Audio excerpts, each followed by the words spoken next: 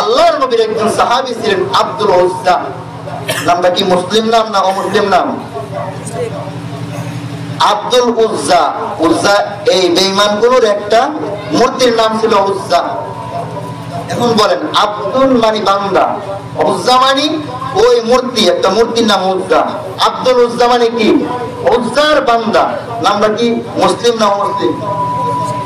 অমুসলিম। কি আব্দুল উজ্জা মানে উজ্জার বান্দা। আসলে কি উজ্জার বান্দা না আল্লাহর বান্দা?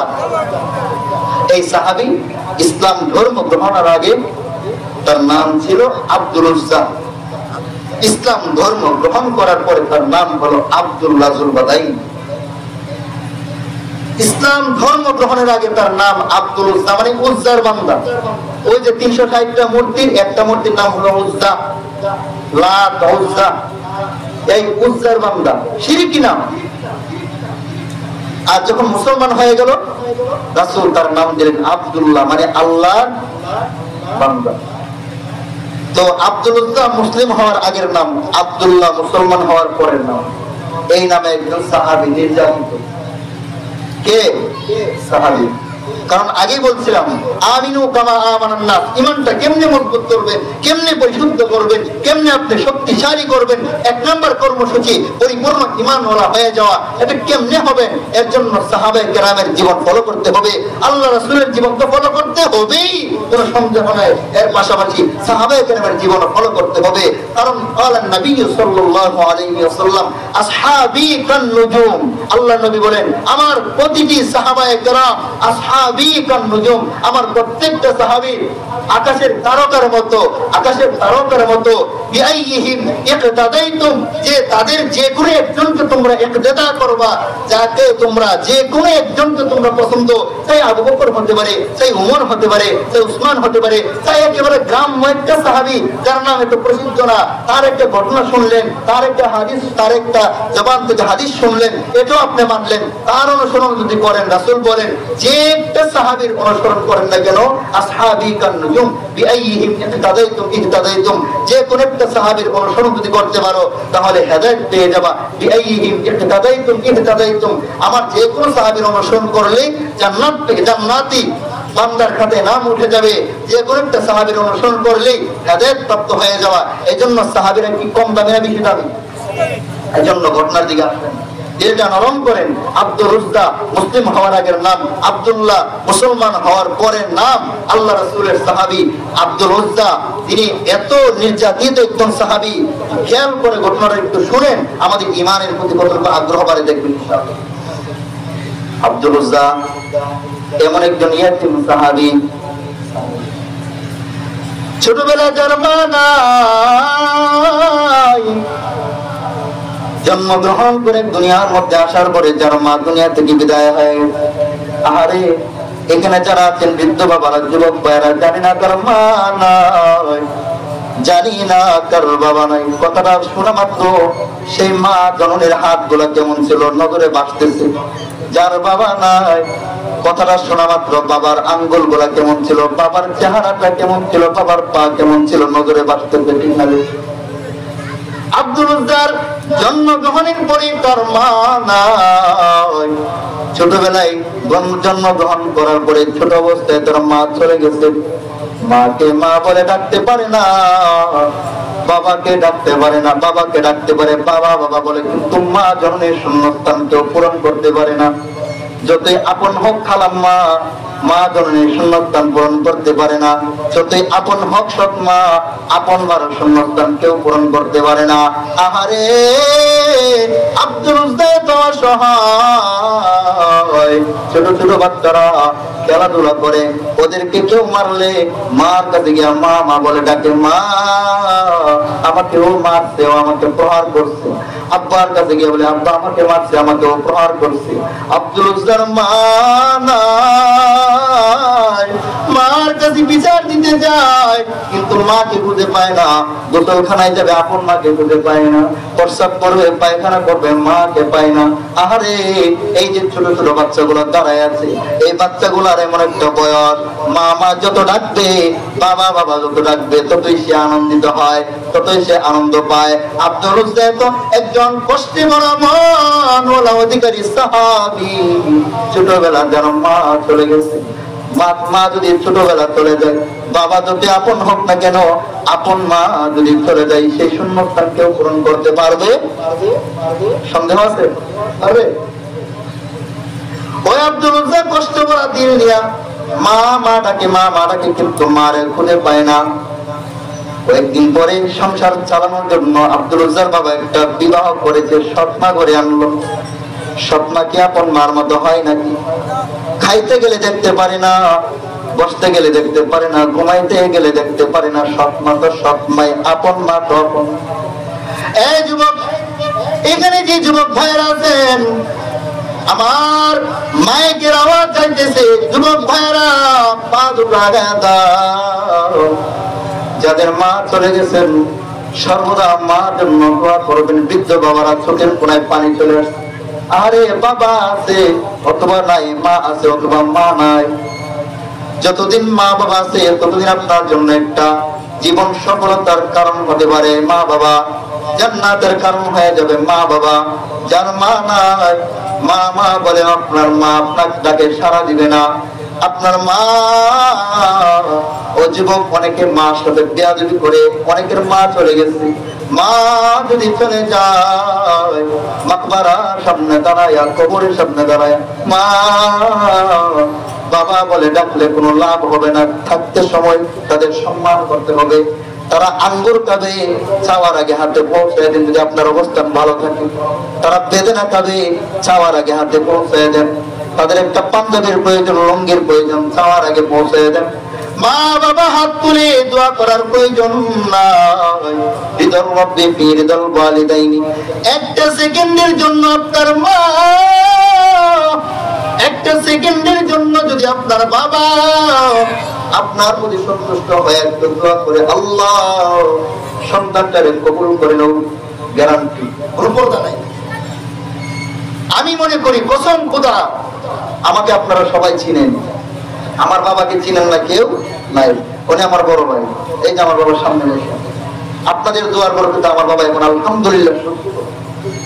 আমি মনে করি এই পর্যন্ত আসলাম, আমার সাথে কোনো ছাত্ররা পড়ছে, আমার চেয়ে ভালো রেজাল্ট করেছে, আমার চেয়ে অনেক টাকা দিয়ে নাস্তা করেছে, 3 বেলা খাবার খাইছে। আমি ঠিক মতো খাইতেও পারি নাই। আমার অবস্থান আপনারা জানেন, আমি কেমন একটা পরিবারের সন্তান। মনে চাইছে একটা সরা কিনবো, একটা নোট কিনবো, ঠিক মতো টাকাও পাইছি না। আল্লাহ পাক আজকে এতটুকু নিয়ে আসছে। আল্লাহ পাক অল্প বয়সে ইন্ডিয়া ঘুরাই নিয়ে আসছে। আমি চাইতে ইচ্ছুক ছিলাম না। বড় ভাই বলছে যে যা, জীবনে রিস্ক নেওয়া প্রয়োজন, মাহফিল করে আলহামদুলিল্লাহ নিরাপদে চলে আসলাম। এই যে কাহিনীগুলো শোনাইতেছি, অহংকার করে নয় বাবারা, আমার দাদা বয়সী মুরব্বীরা। আমি মনে করি আমার মা বাবার কোন একটা ডাক আল্লাহ সহ্য করতে পারেন নাই, কবুল করিয়া আল্লাহ আপনাদের দোয়ার বরকতে, মা বাবার দোয়ার বরকতে এতটুকু আনছে। এছাড়া আমার এতটুকু আশা সম্ভব ছিল না। আমি যেহেতু ভালো ছাত্র না, আমি তো সিরিয়ালের ছাত্র ছিলাম না, আমি যেহেতু টাকা খরচ করে পড়তে পারি নাই, আমার ঘরে তো আপনার লক্ষ লক্ষ টাকার কিতাবও পাবেন না। তাহলে কোন যোগ্যতার বলে আপনারা বসে আছেন বলেন? বলেন। আমি বুঝাইতেছি কোন কথাটা। আমার মা বাবা গরিব ঘরের সন্তান, আমি আমার মা বাবার উপর যদি আমার এতটুকু বিশ্বাস করতে পারে, তাদের দোয়ার বরকতে আল্লাহ এতটুকু নিয়ে আসছে। আপনার মা বাবা ধনী হোক গরিব হোক, আপনার মা বাবার ব্যাপারেও আপনার এর চেয়েও বেশি ধারণা থাকা কাম্য, জরুরি, ঠিক না? এই জন্য বাবারা, যুবক ভাই যারা আছেন, পা গায়ে দেন, পা দিয়ে আমি রুমাল দিয়ে পা মুছে দিব। এরপর মা বাবাকে কষ্ট যা দিচ্ছেন ক্ষমা চেয়ে দিবেন, আর মুহূর্তের জন্য কষ্ট দিবেন না। মুরব্বীদেরকে কষ্ট দিবেন না, দাদা দাদু নানা নানুকে কষ্ট দিবেন না। মুরব্বীদের দোয়া নিবেন, মুরব্বীদের দোয়া নিবেন, যুবকদের দোয়া নিবেন, মা বোনদের দোয়া নিবেন। সকলের দোয়া নিয়ে এগিয়ে যাবেন, জীবন অল্প সময়ে ধন্য হয়ে যাবে। সুবহানাল্লাহ। এই কথাটা বলতেছিলাম, যাদের মা নাই তারা জানে মার কত দাম। আমার মা বাবার ওয়াজ করা আমার প্রয়োজন নাই। কিন্তু যেহেতু আব্দুল উজ্জার ঘটনা বলতেছি, আব্দুল উজ্জার ঘটনার আনুষঙ্গিক আলোচনাগুলো শোনাইতে হবে। আব্দুল উজ্জা মা বলে ডাকতে পারে না, বাবা বলে ডাকতে পারে, মা নাই। সৎ মা বিবাহ করে ঘরের মধ্যে আনলো, সৎ মার মতো আচরণ করে আপন মা নয়। কয়েকদিন পরে আব্বু আব্বু বলতে রাখতে পারে, আব্বু আমাকে এটা দাও খাইতে চাই, এটা আমার খাওয়াই দাও। যেমন একটা অবস্থার মধ্যে আব্দুল উজ্জা চলে আসলো। এই মুহূর্তে আবার বাবাও চলে গেলেন। আহারে, আমার নবী দুনিয়ার মধ্যে আসার আগে নবীজির বাবা চলে গেলেন, আসার পরে ছোট কালেই নবীর মা চলে গেলেন। যারা এতিম, নবীর পক্ষ থেকে তাদের জন্য একটা উপাধি হলো এতিম, কারণ নবীও এতিম, আপনারাও যারা এতিম আছেন টেনশন করবেন না, দোয়া করবেন, মা করবেন। আব্দুল উজ্জার বাবাও চলে গেল, এখন মা হারা এতিম, বাবা হারা এতিম। আব্দুল উজ্জা সৎ মার কাছে লালন পালন হইতেছে। আপনারাই বলেন, মা কি পালবে?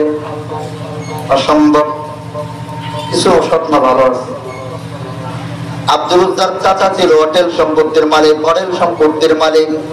আব্দুল উজ্জার মা সৎ মা চাচার কাছে গিয়া বলেন, হে আব্দুল উজ্জার চাচা যান, আব্দুল উজ্জারে আপনার কাছে আমি রেখে গেলাম, আপনি আব্দুল উজ্জারে ঠিক মতো খাওয়াবেন, গোসল করাবেন, আস্তে আস্তে বড় হয়ে যাবে, আপনি তার দেয়া নিত্য প্রয়োজনীয় কাজগুলা করাবেন, আপনার ফুট ফরমাইশ শুনবে, আপনার কথা মেনে চলবে, আপনি সন্তানের মতো দেখবেন। আব্দুল উজ্জার চাচা আব্দুল উজ্জারে লালন পালন করতে শুরু করে দিল।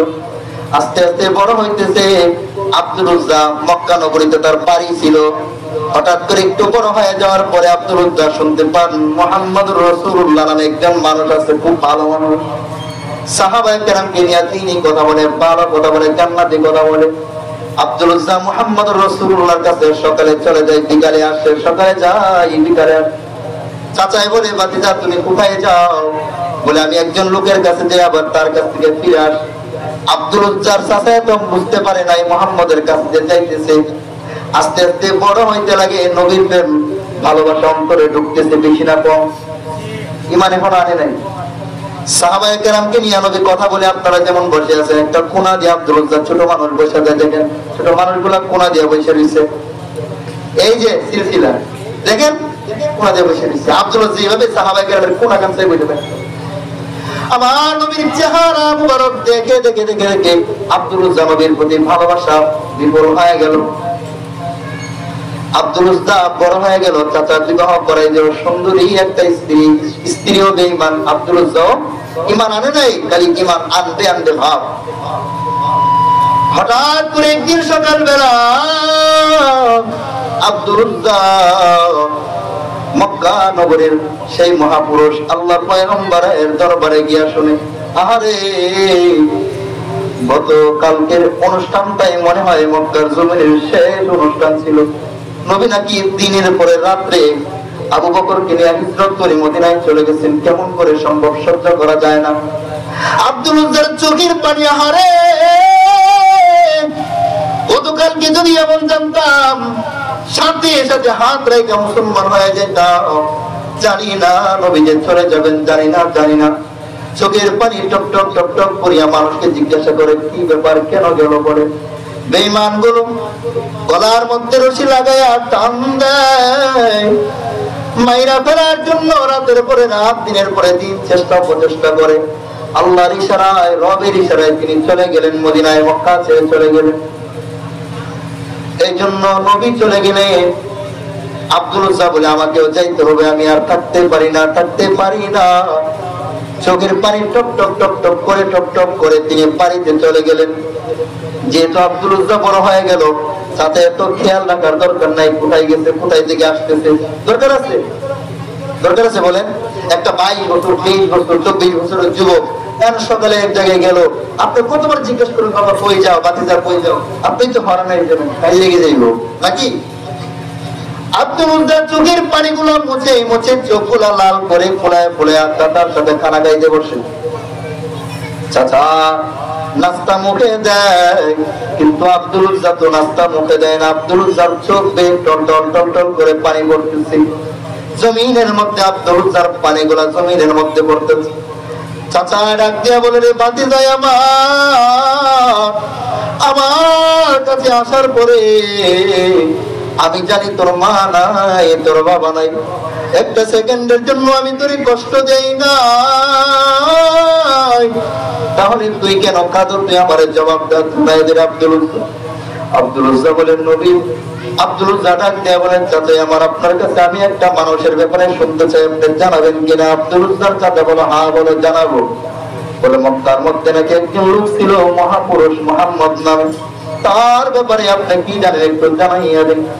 আব্দুল উজ্জার চাচা বলে, বাতিজা রে, আমি তো ছোট থেকে বৃদ্ধ হয়ে গেলাম, আমি যতটুকু জানি তাই বলতেই হবে।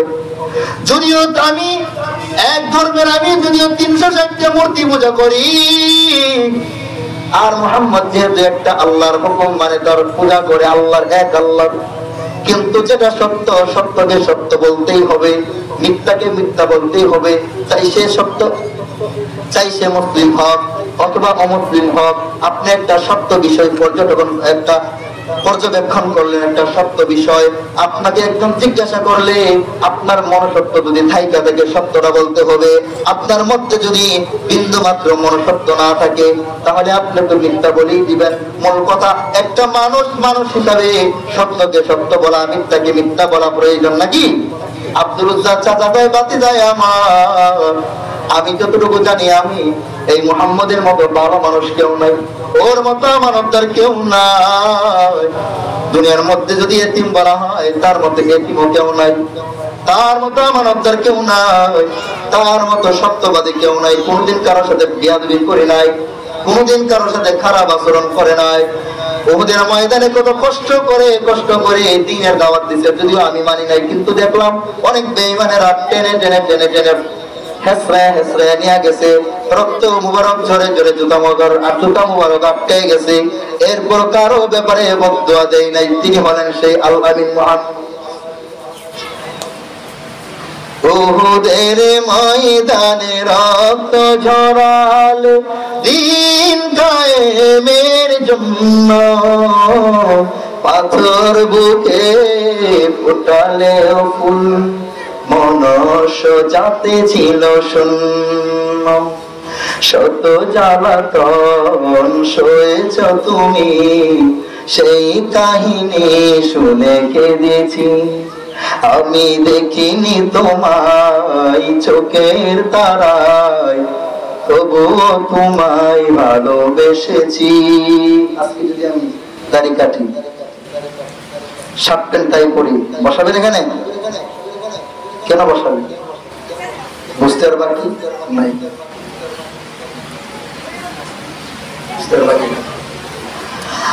এই আব্দুল উজ্জার চাচা বলে, ভাতিজা আমি যতটুকু জানি তার মতো ভালো মানুষ কেউ নাই, বলে তার কথা হঠাৎ জিগাও কেন? আব্দুল উজ্জার চোখটা উল্টায় তাকায়। আব্দুল উজ্জার চাচা দেখে চোখগুলা লাল হয়ে গেছে, পানি টপ টপ টপ টপ করে পড়তেছে।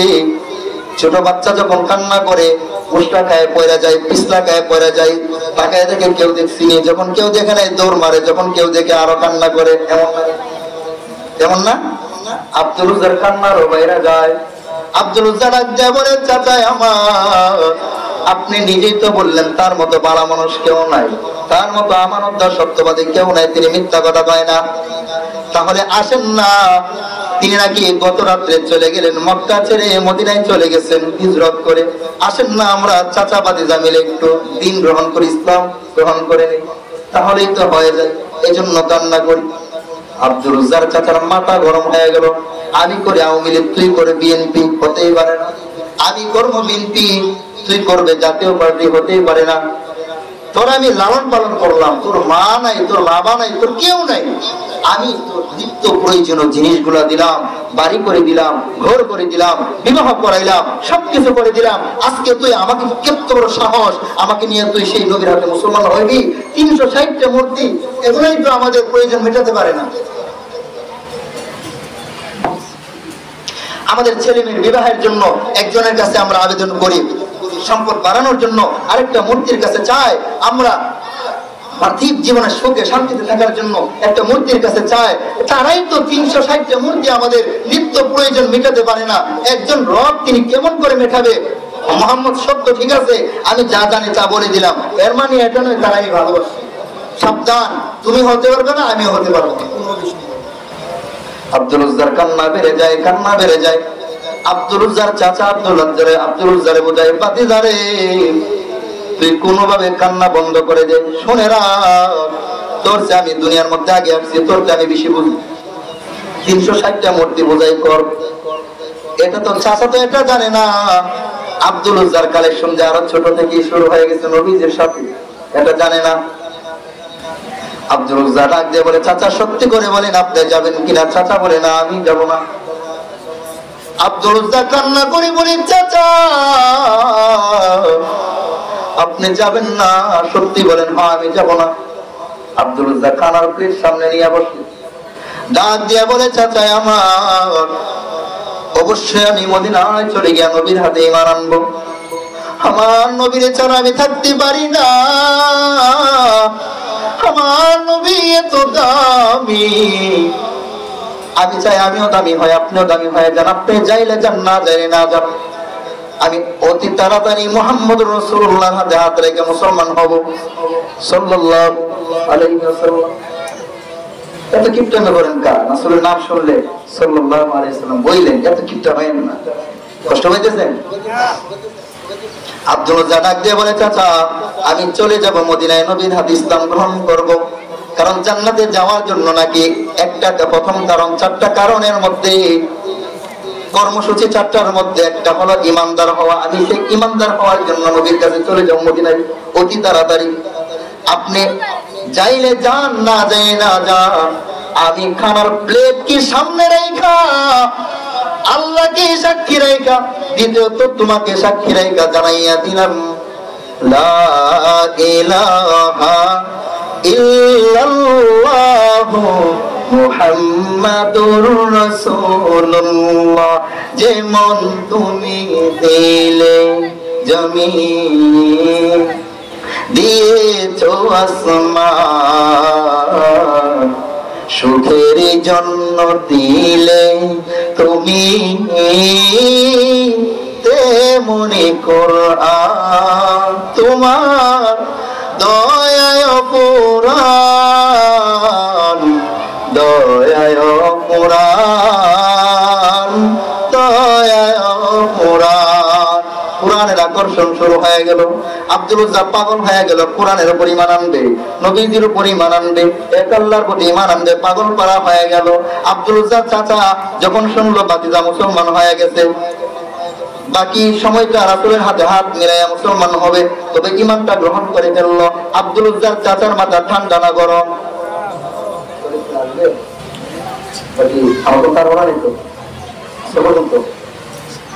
আছেন তো আপনারা?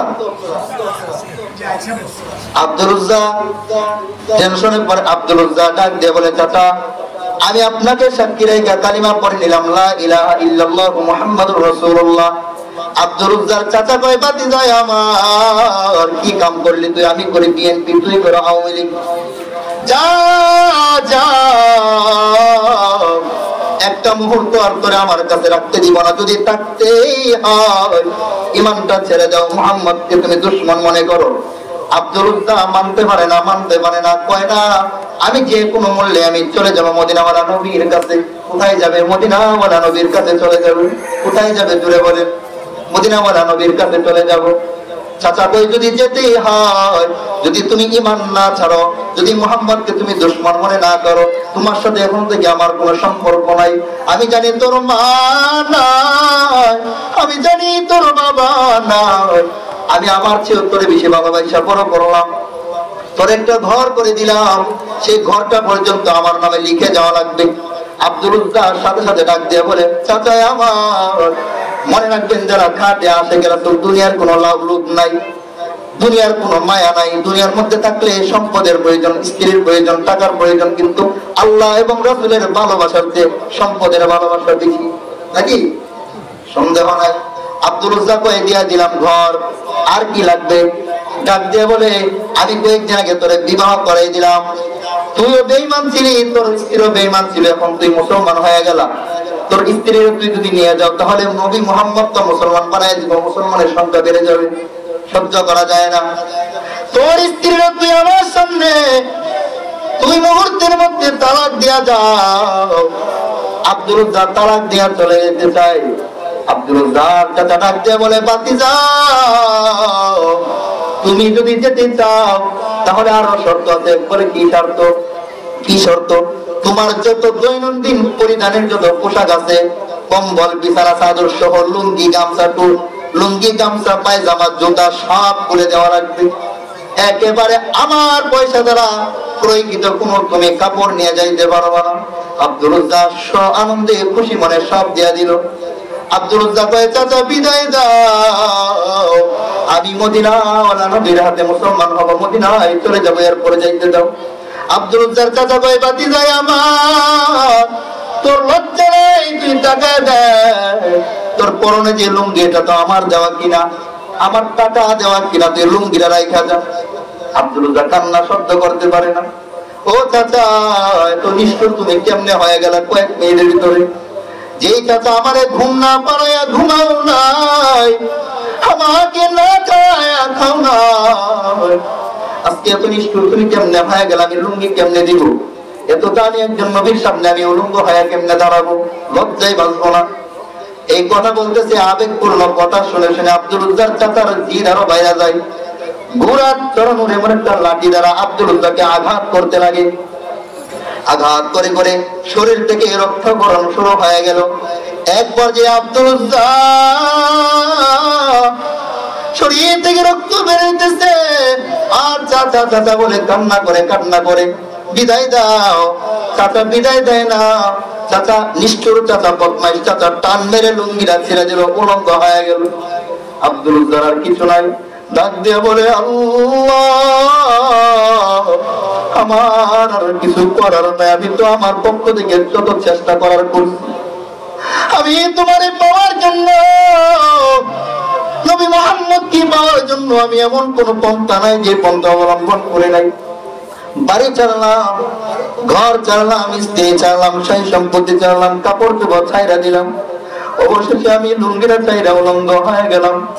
ও আল্লাহ, এই প্রতিদানটা একমাত্র তোমার কাছে আমি চাই, তোমার কাছে চাই। আব্দুল রাজ্জাক কান্নার আওয়াজ, আব্দুল রাজ্জাক কান্না করে করে করে করে শরীরটা দুর্বল হয়ে যায়। চিন্তা করে, আরে আমি নবী দিয়ে তো দামি মানুষের সামনে আমি কেমন করে দাঁড়াবো উলঙ্গ হইয়া? 5 বছর 24 বছরের একটা মানুষ সুস্থ মস্তিষ্কওয়ালা পারবেন লিঙ্গটা হইতে? কোনোভাবে উলঙ্গ হওয়া সম্ভব?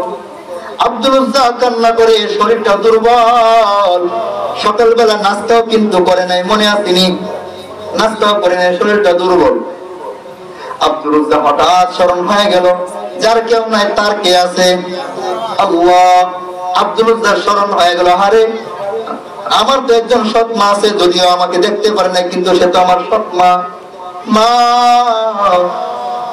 ওই মার কাছে চলে গিয়ে ডাক দিয়ে বলে, মা তোমার নির্যাতিত সন্তান, অসহায়ের মতো তোমার এতিম সন্তান তোমার কাছে চলে আসছে, একটু সাহায্য দেও না মা।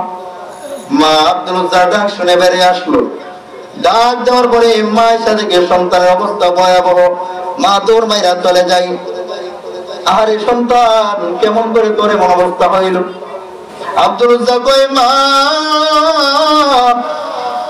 তুমি আগে থেকেই তো জানো না, আমি তো মুহাম্মদুর রাসূলুল্লাহর প্রেমে পাগল হয়ে গেলাম, ঈমান আনার জন্য, এক আল্লাহর উপর ঈমান আনার জন্য পাগল হয়ে গেলাম। যখন আমি আমার চাচারে বললাম, আমার স্ত্রীর পর্যন্ত তালাক দিতে বাধ্য করলো, সম্পদ গুলা ছাইরা দিতে বাধ্য করলো, ঘর নাই, বাড়ি নাই, সব সম্পদ পর্যন্ত আমি দিয়া দিলাম একমাত্র আল্লাহ এবং নবীর জন্য। সে পর্যন্ত আমার লুঙ্গিটা আমি কোনোভাবেই দিতে চাইলাম না। আমার চাচা টান মেরে লুঙ্গি ছিঁড়া দিল, এখন বাধ্য হয়ে দিয়ে দিলাম। মা আপনি আমাকে একটু সাহায্য করেন, বাবা তো কত কম্বল ছিল, কত কিছু ছিল, বাবা রেখে যাওয়ার সম্পদ থেকে আমি কোনো ওয়ারিশ নেই নাই, আমাকে আল্লাহর রাস্তে একটু কম্বল দেন অথবা একটা কাপড় দেন, আমি আমার লজ্জাস্থানটা দায়িকা রহমাতুল লিল আলামিনের দরবারে গিয়ে ঈমান আনতে চাই। মা ডাক দিয়ে বলে, বাবা একটু সহ্য করো, দাঁড়াও, গিয়ে দেখি কি আছে। একটা কম্বল নিয়ে আসলো, ছোটখাটো কম্বলটা এমন ছিল, যদি এই লজ্জাস্থান গুলোটাকে, তাহলে এত ছোট ছিল কম্বলের টুকরাটা, সামন দিকে ডাকলে লুঙ্গির মতো পড়তে পারে না, এই জায়গা খুলে যায়। গামছা পরলে দেখবেন ছোট গামছাগুলো এই জায়গা উদাম হয়ে যায়, এই জায়গা উদাম হয়ে যায়, পিছনে উদাম হয়ে যায়। এখন আব্দুল উজ্জা দুইটা টুকরা করিয়া এক টুকরা দিয়া সামনের অবস্থানটা ঢাকলো, আরেকটা টুকরা দিয়া পেছনের অবস্থানটা ঢাইকা মারে বলে, রে মা বিদায় দাও, মদিনা যেতে চাই। আজকে মদিনাওয়ালা নবীর জন্য এত কষ্ট করলাম, স্ত্রীরা পর্যন্ত ছাইড়া দিলাম, সব ছাইড়া দিলাম, পরনের লুঙ্গিরা পর্যন্ত ছাইড়া দিলাম। মা, আপন মার মতো অনুগ্রহ করে আপনাকে বললাম, ভালোবাসা বললাম, ঈমান আনতে মনে চাইনি মা। মা বলে, আমি আনবো না। আব্দুল উজ্জা ডাক দিয়ে বলে, মা বিদায় দিয়া দাও, যদি মুসলমান হতে পারো, ঈমান আনতে পারেন, আমার আল্লাহ জান্নাতে হয়তো আমাদেরকে সাক্ষাৎ করাই দিবেন। আর যদি ঈমানওয়ালা না হন, তাহলে এমন হয় আর কোনোদিন দেখা হবে না, শেষবারের মতো দেখবেন। মার সাথে বিদায় নিয়ে বলে, মা আমি চলে যাবো মদিনাওয়ালা নবীর কাছে। কোথায় যাবেন? মদিনাওয়ালা নবীর কাছে যাইতে মনে চাই না। হাজী সাহেব করে হাত তোলেন, আল্লাহু আকবার, আল্লাহ কবুল করুন। মাশাআল্লাহ, আল্লাহ কোন একজন হাজী সাহেবের দোয়া তো অবশ্যই কবুল করবেন ইনশাআল্লাহ। দেখি 97% হাজী সাহেব। আল্লাহ, আব্দুল উজ্জা মদিনায় যাওয়ার জন্য পাগল। মা বিদায় দাও, মদিনাওয়ালা নবীর কাছে আমি চলে যাব। এই কথাটা বলে আব্দুল উজ্জা মদিনায় যাওয়ার জন্য রওনা দিয়ে দিলেন। ও যুবক ভাইরা, আজকে কক্সেস বাজার যাও, হাজার হাজার টাকা নষ্ট করো। আমার দেশের কত টাকাওয়ালা মস্তানেরা তারা লন্ডন যায়, আমেরিকা যায়, আফ্রিকা যায়, জর্ডান যায়, কত বিভিন্ন রাষ্ট্রে যায় সফর করার জন্য, বিভিন্ন জায়গা দেখার জন্য, পরিদর্শনের জন্য। বাংলাদেশের কত জায়গায় ঘোরার জন্য হাজার হাজার টাকা নষ্ট করে।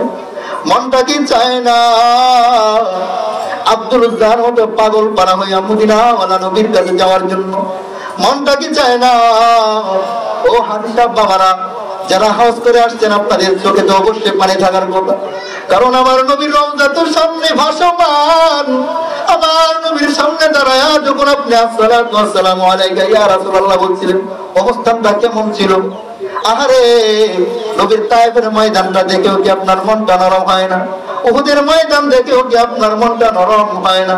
ও বাবারা, ও যুবক ভাইরা, এখানে যারা আছে পর্দারের মা বোন সহ যুবক ভাই যারা বসতে পারে নাই, যারা দূরে আছে, যারা বসতে পারতেন, বৃদ্ধ বাবারা যারা চোখের পানি টপ টপ টপ টপ করে ফেলতেছে, এমন এমন চেহারা, কেমন যেন মা হারা সন্তান, কেমন যেন বাবা হারা সন্তান। আরে দুনিয়াবি কোন বিষয়ের কারণে এত কান্না না, কান্না হলো মদিনাওয়ালা নবীর জন্য এবং আল্লাহর জন্য। ঠিক নাই? আব্দুল উজ্জার জন্য পাগল হতে কি মনে চায় না? হাত তুলে দেখান। আরে আল্লাহ, এত গরমের মধ্যে আল্লাহ যে বৃদ্ধ বাবারা, যুবক ভাইরা, ছোট ছোট বাচ্চারা, পর্দার আলের মা বোনেরা হাত তুললো। আল্লাহ, আমার মতো গুনাহগার আর কেউ নাই, আমার মতো ছোট লোক কেউ নাই, আমার মতো গরিব, আমার মতো অসহায় কেউ নাই, আমার মতো নাপাক কেউ নাই। গুনার কারণে আমি জহিরের মুখ নাপাক, হাত পা নাপাক। তবে আপনারা যারা হাজী সাহেব পবিত্র জায়গা তো ঘুরে আসছেন, আল্লাহ জীবনে একবার যদি হয়, যারা যাইতে পারি না, যেই নবীরে না দেখে ঈমান আনলাম, যেই নবীরে না দেখে আজকে তো গরমের মধ্যে বসে গেলাম নবীর ভালোবাসায়, যে আল্লাহরে না দেখে আমরা ঈমান আনলাম, সেই বাইতুল্লাহ না নেওয়ায়া, সেই মদিনার প্রান্তরে না নেওয়ায়া, রওজার সামনে দাঁড়ায়া সালাম দেওয়ার আগে আগে কবরে নিও না। জীবনের বিনিময় যদি হয়, একবার হলেও বাইতুল্লাহ যাওয়ার সুযোগ করে দিও, একবার যদি হয় আবারও মদিনায় যাওয়ার সুযোগ করে দিও। আল্লাহ, যদি আপনাদের দিল মন চায়, একটু হাত আমার আল্লাহরে দেখায়া দেন, বলেন আমিন। জোরে বলেন আমিন, আরো জোরে বলেন আমিন। দিলটা নরম করিয়া আপনার মনে করবেন আমি বসে আছি এখানে, কিন্তু আমার দিল চলে গেছে মদিনার প্রান্তরে নবীর রওজার সামনে। আপনি মনে করবেন যুবক ভাইয়েরা, বৃদ্ধ বাবারা, বসে আছি মাদ্রাসার সামনে, আমার 3.5 হাত গড়ি চলে গেছে মদিনার প্রান্তরে। মাধুরী মিশায়া ভালোবাসা ভরা ক্রান্ত হৃদয় দিয়ে আপনি দিলটা নরম করে অশ্রু সিক্ত দিল নিয়ে চক্ষু নিয়ে আমার সাথে বলতে পারবেন তো ইনশাআল্লাহ একটা নাতে রাসূল পারবেন? মনে বড় আশা ছিল যাব মদিনা, বলি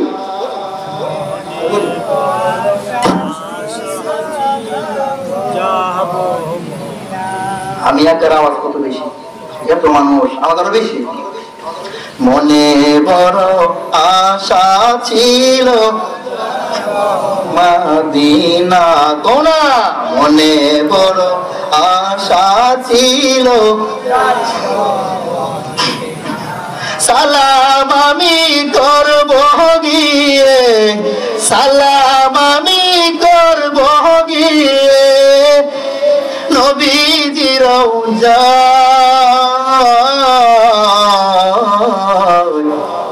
মনে বড় আশা ছিল যাব মদিনা, আমার মনে বড় আশা আছে যাব মদিনা। আরব সাগর পাড়ি দেব নাই তো আমার তরি, পাখি নই যে উড়ে যাব ডানাতে ভোর করি। আরব সাগর পাড়ি দেব নাই গো আমার তরি, পাখি নই যে উড়ে যাব ডানাতে ভোর করি। গো আমার আশায় আছে সম্বল নাই, করি কি উপায়। মনে বড় আশা ছিল যাব মদিনায়, মনে বড় আশা ছিল যাব মদিনায়। মদিনাতে কে যাও তুমি, কে যাও ভেতরি,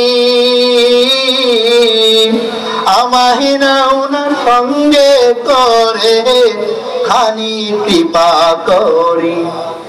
আমায় যদি সঙ্গে না লও গিয়ে মদিনায়, এই গরিবের সালাম দিও মদিনার বাদশাহ। বলে আমার আশায় আছে সম্বল নাই, করি কি উপায়। বলেন বলে বড় আশা ছিল যাব মদিনায়, বলেন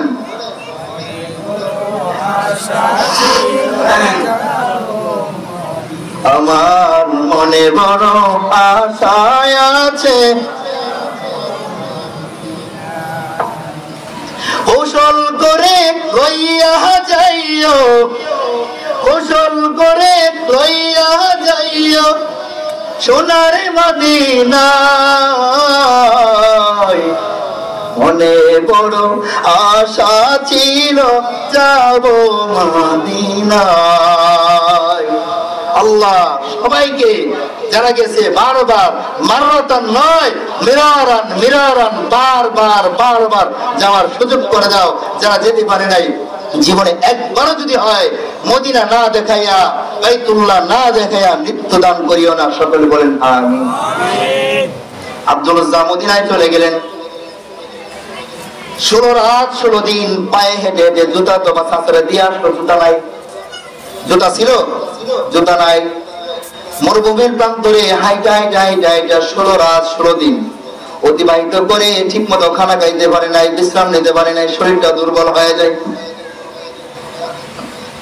মসজিদে নববীর সামনে আব্দুল রাজ্জাক দাঁড়ায় আছে। আরে নবীর সাহাবী বিলাল তো আযান দিতেছে ফজরের সময়। অল্প কিছুক্ষণ পরে তো নবীজি আসবে, আর চট করে আমি মুমিন হয়ে যাব, মুসলমান হয়ে যাব। এই আশা নিয়ে আব্দুল রাজ্জাক দাঁড়ায় আছে কান্না করে। ভাই মসজিদে নববীর সামনে এভাবে দাঁড়ায় আছে অসহায়ের মতো। ফজরের নামাজের আগ মুহূর্তে আল্লাহর পয়গম্বর মসজিদে নববীতে ইমামতি করার জন্য বের হয়ে আসলেন। তাকায় দেখি আব্দুল উজ্জা তাকায় নবীর জন্য কান্না করে, আহারে এই লোকটার জন্যই তো আজকে এত কিছু করলাম, এই লোকটার সাথে মিলার জন্য এত কিছু করলাম। আমার নবী বলেন, এই যুবক তোমার নাম কি, কি তোমার পরিচয়? আব্দুল উজ্জা বলে, নবী আমার পরিচয় হলো দুইটা। একটা পরিচয় হলো আমি বড় এতিম, আমার মা নাই আমার বাবা নাই। আরে নবীর মা নাই বাবা নাই, আব্দুল উজ্জার মা নাই বাবা নাই। নবী যখন এতিম দেখতেন মাথা হাত বোলায় দিতেন সুবহানাল্লাহ। আব্দুল উজ্জা বলে, আমি এক নাম্বার পরিচয় আমি এতিম, আমার মা বাবা নাই।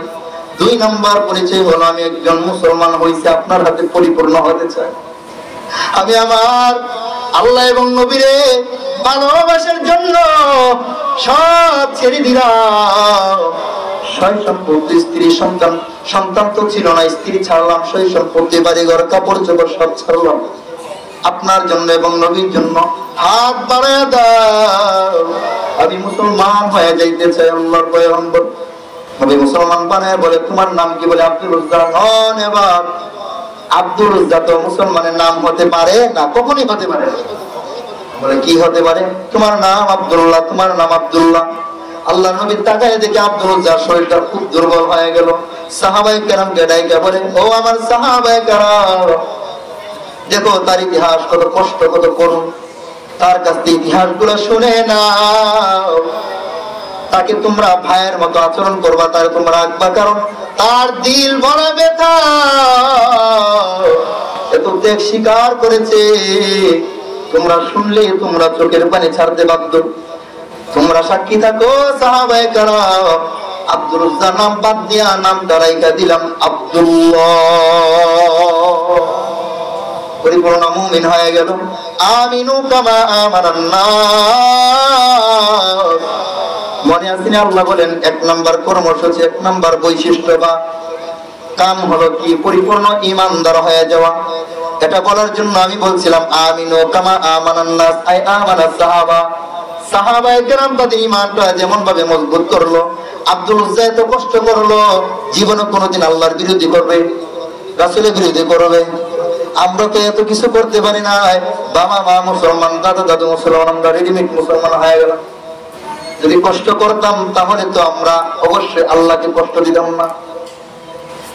এই জন্য এক নাম্বার কর্মসূচির যুবক আমার, ও বৃদ্ধ বাবারা, অপরদার আম্মা জানেরা, এক নাম্বার কর্মসূচি হলো পরিপূর্ণ ঈমান।